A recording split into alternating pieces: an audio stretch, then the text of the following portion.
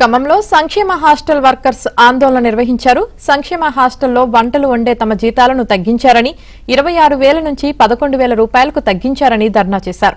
7 నెలలుగా జీతాలు ఇవ్వకుండా ప్రభుత్వం తమను ఇబ్బంది పెడుతుందని ఆగ్రహం వ్యక్తం చేశారు.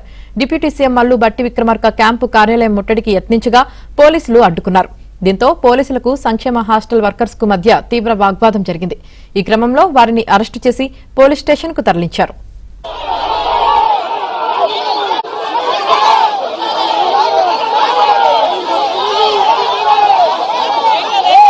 12 తారీఖు నుంచి సమ్మె చేస్తాను. ఈ ఆటికి 40 రోజులైంది సమ్మె చేయబట్టి. మాకు 26,800 జీతం వచ్చేదానికి 11,000 చేశారు. 16,000 రూపాయలు తగ్గించారు. మా జీతాలు మాకు ఇవ్వండి అని మేము పోరాటం చేస్తున్నాం. మేము కన్నా పిల్లల్ని వాళ్ళు వదిలిపెడతారు. ఇంత పిల్లల్ని వదిలిపెడితే మేము తెల్లారుజామున 3ంటికి 4ంటికి పోయి వంట చేసి పిల్లలకి పెడతాను. పిల్లలకి పెడితే మేము ఏం అన్యాయం చేసినాం? వాళ్ళ పిల్లలకి న్యాయం చేసినాం. మాకు ఎందుకు అన్యాయం చేయాలి? ఈ రాజకీయ నాయకులు, ఈ పోలీసు వాళ్ళు మాకు ఎందుకు అంతగానం దౌర్జన్యం చేయాలి? మేమేం తప్పు చేసినాం? మా జీతాలు ఇలా జీతాలు తగ్గిస్తే ఆగుతారా?